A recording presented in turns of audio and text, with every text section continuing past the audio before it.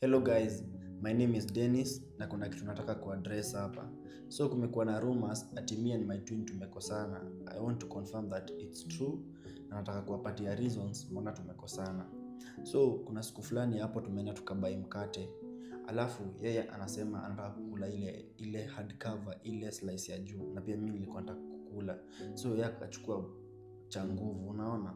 Siku nyingine tulikuwa na avocado, akakatanisha akachukua ile side kubwa.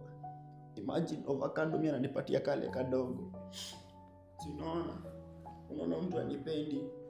Kitu kingine mimi naamka asubuhi napata kama nimalizia chai ya maziwa kwanza, chai ya maziwa imagine. Unasema nini hiyo? Unasema nini hiyo? Ulikuwa unaambia nini? Hebu ambie vile utanunua MBs. Hakuna kitu nilikuwa nawaambia. Hebu ambie vile utanunua MBs. So guys, kama umeshindwa kununua MBs, tumia till number 3139500 ununue bundles hata kama uko na call na pia minutes.